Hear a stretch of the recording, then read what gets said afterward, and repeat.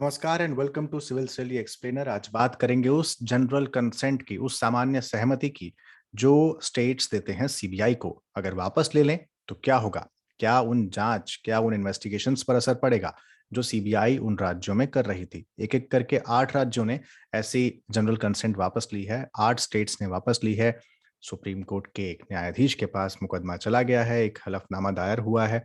अब देखना है कि आगे इस पे क्या होता है। तो हमारे लिए इम्पोर्टेंट है कि हम सीबीआई देखें, जनरल कंसेंट क्या होता है ये देखें, डीएसपी एक्ट देखें और आगे देखें कि प्रीलिम्स के लिहाज से सीबीआई और डीएसपी एक्ट तो हमारे लिए इम्पोर्टेंट है ही, साथ में इम्पोर्टेंट है जीएस पेपर 2 के लिए ये, क्योंकि मेंस में भी आपके लिए इम्पोर्टेंट है।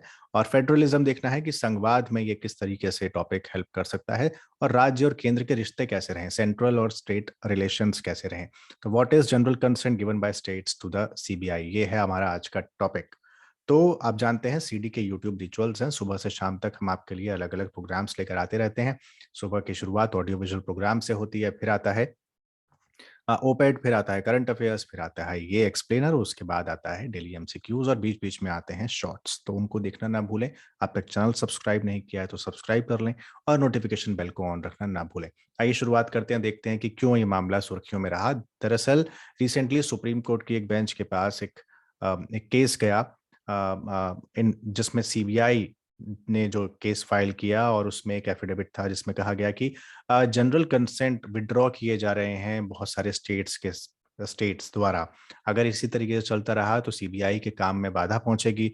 तो ये नहीं होना चाहिए। अगर इतने व्यापक स्तर पर, इतने बड़े स्तर पर सारे स्टेट्स एक एक करके अपनी सहमति वापस लेते रहेंगे तो उस राज्य में, अ, उन राज्यों में जहां से ये वापस ली जा रही है कंसेंट, वहां पर सेंट्रल गवर्नमेंट के जो एम्प्लॉयज हैं या बाकी लोग जिन पर करप्शन या फिर बाकी चार्जेस हैं, उनकी इन्वेस्टिगेशन कैसे होगी।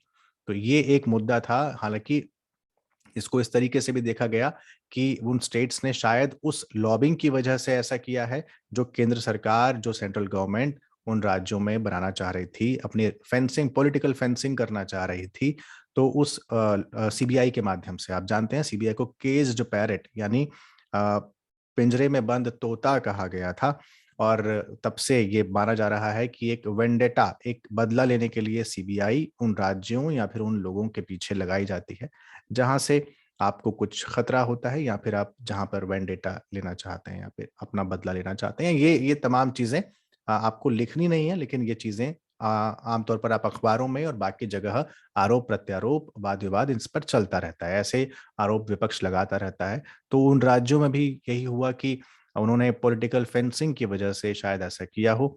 ऐसा क्यों किया है ये तो अब देखने वाला मामला होगा, लेकिन हाँ, जो बेंच के पास पहुंचा है उसमें एक तर्क ये भी दिया गया कि शायद इस वजह से ऐसा किया गया है। खैर, 8 स्टेट हैं जिन्होंने विड्रॉ किया है अपना कंसेंट, सीबीआई को दिया गया ताकि आप इन्वेस्टिगेशन उनकी टेरिटरी में ना कर पाएं। 8 स्टेट कौन से हैं? वेस्ट बंगाल है, महाराष्ट्र है, केरला है, पंजाब है, राजस्थान है, झारखंड है, छत्तीसगढ़ है और मिजोरम है।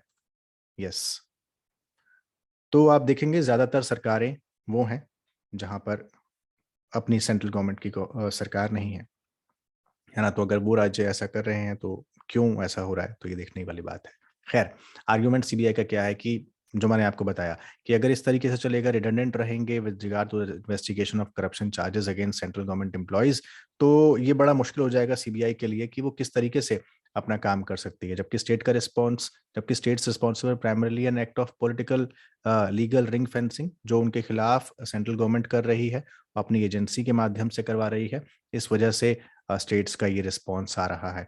और आपने देखा होगा पिछले कुछ समय से वेस्ट बंगाल गवर्नमेंट और सीबीआई के बीच में टसल चलता रहता है और ये कई बार ये मुद्दा रहा है। यहाँ यहाँ तक कि महाराष्ट्र गवर्नमेंट के साथ भी ये टसल हम लोगों ने पिछले दिनों देखा था।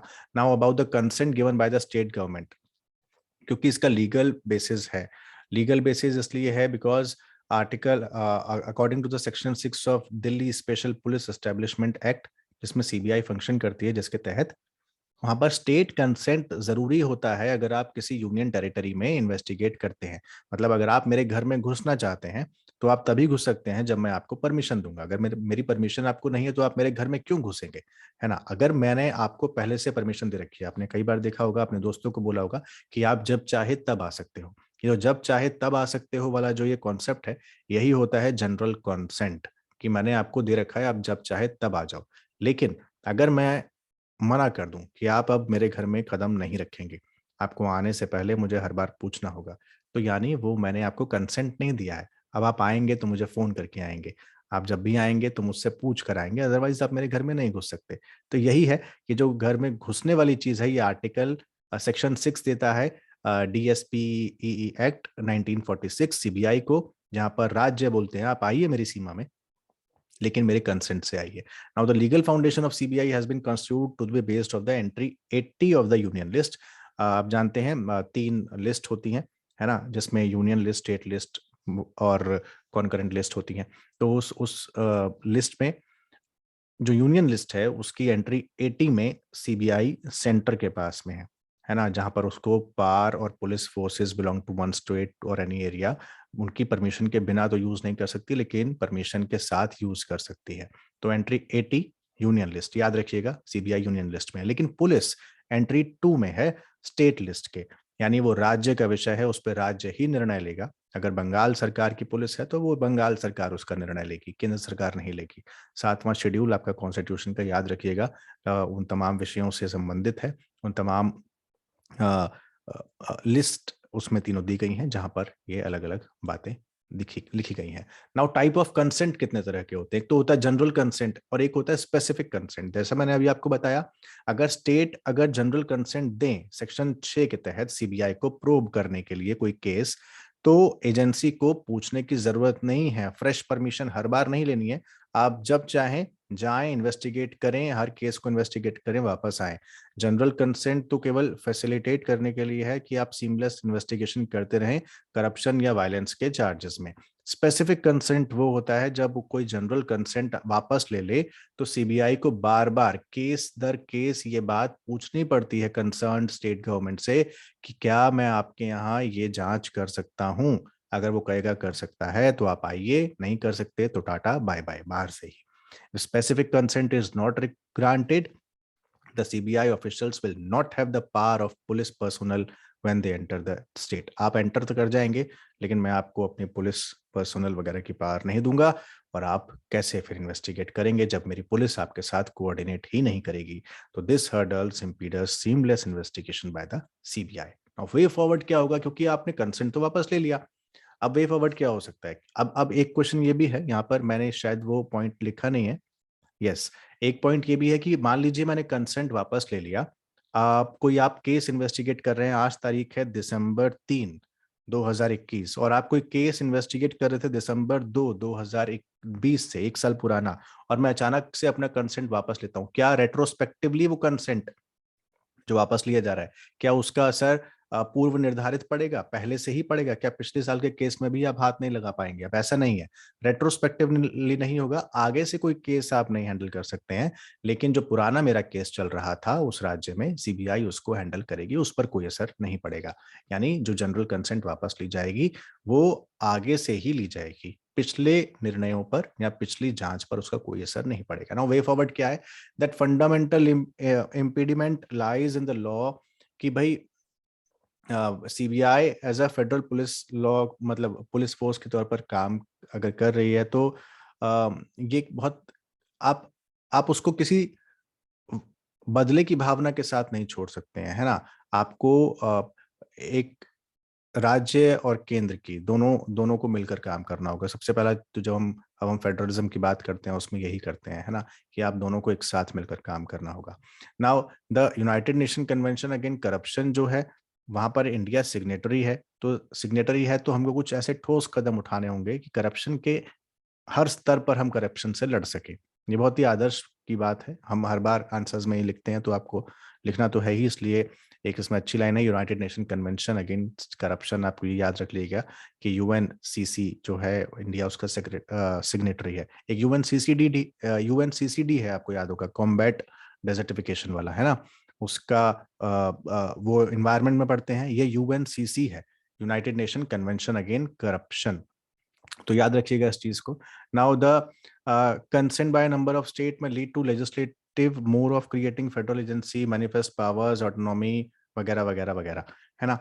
तो जो सीबीआई की अपॉइंटमेंट की जो चीफ कमिटी है, अगर सारे ही स्टेट्स वापस अपना एक एक करके कंसेंट ले रहे हैं, तो वो जो कमिटी जो सीबीआई को अपॉइंट करती है, कौन-कौन होता है उसमें, आप मुझे कमेंट बॉक्स में बताएँगे कि सीबीआई के चीफ को जब अपॉइंट करना होता है उस कमिटी में कौन-कौन होता है? आप मुझे कमेंट बॉक्स में बताएँगे, हालाँकि यहाँ पर लिखा भी हुआ है। तो prime minister, leader of opposition, chief justice of India, consensus से उनको ये बात, मतलब इस पे बैठना चाहिए, इस पर विचार करना चाहिए और देखना चाहिए कि ऐसा हो क्यों रहा है, नंबर ऑफ स्टेट्स क्यों ऐसा कर रहे हैं। Now, in case of such legislation, Section 6 of the DSP Act may give way to a clearer legal provision which guarantees fair investigation prosecution.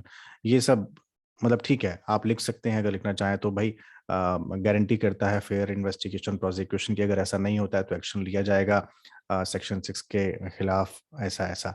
हालांकि चूंकि केंद्र और राज्य के मध्य जब विवाद होता है तो इन सब चीज़ों पर उंगली उठनी लाजमी हो जाती है। सीबीआई देख लेते हैं कि सीबीआई क्या-क्या है, मतलब सीबीआई के बारे में थोड़ा देख लेते हैं। What is this central bureau of investigation? Setup कब हुई थी? 1963 में हुई थी। मिनिस्ट्री ऑफ होम अफेयर्स के तहत थी, लेकिन आजकल ये अब फिलहाल डीओपीटी के तहत, यानी ministry of personnel public grievance and pensions के तहत काम करती है। तो पहले हुई थी मिनिस्ट्री ऑफ होम अफेयर्स, अब आती है डीओपीटी के तहत, और इसका एस्टेब्लिशमेंट हुआ था recommended by the Santhanam committee on prevention of corruption. तो संथानम कमिटी 1962 से 64 के बीच में जो बनी थी, उसने संथानम कमेटी ने रिकमेंडेशन दिया था सीबीआई को एस्टेब्लिश करने का, तब 1963 में सीबीआई सेटअप हुई थी। याद रखिएगा, सीबीआई कोई कॉन्स्टिट्यूशनल बॉडी नहीं है, क्योंकि कॉन्स्टिट्यूशन में उसका जिक्र नहीं है। सीबीआई अपनी पावर स्टैट्यूटरी बॉडी नहीं है, अपनी अपनी पावर जो है वो 1946 के एक्ट के तहत लेती है। याद रखिएगा, एक्ट के तहत लेती है, कुछ उसके लिए कोई एक्ट नहीं बनाया गया था, है ना? वो ड्राइव करती है अपनी power Delhi special police establishment act 1946 से। तो constitutional body non constitutional body है, याद रखिएगा। द मेन इन्वेस्टिगेशन एजेंसी है सेंट्रल गवर्नमेंट की, आप जानते हैं, और सीवीसी और लोकपाल को भी असिस्ट करती है। It is also the nodal police agency in India which coordinate investigation on the behalf of Interpol member countries. तो ये थी सीबीआई के बारे में जानकारी। जनरल कंसेंट दो तरीके जो होती हैं उसके बारे में जानकारी, और हालिया क्या मुद्दा चल रहा है उसके बारे में जानकारी। क्या पुराने केसेस पर असर पड़ेगा या नहीं पड़ेगा, ये भी मैंने आपको बता दिया। तो इस तरह के और भी वीडियोस देखने के लिए आप सिविल स्टडी का यूट्यूब चैनल सब्सक्राइब करना मत भूलिएगा और नोटिफिकेशन बेल को ऑन रखना ना भूलिएगा। अब ये आज का एक्सप्लेनर था। अगर आपको कुछ पूछना है या फिर आपका कोई क्वेश्चन हो तो प्लीज़ कमेंट बॉक्स में वो मुझे ज़रूर बताएं। खूब पढ़िए, खूब ख्याल रखिए। शुक्रिया।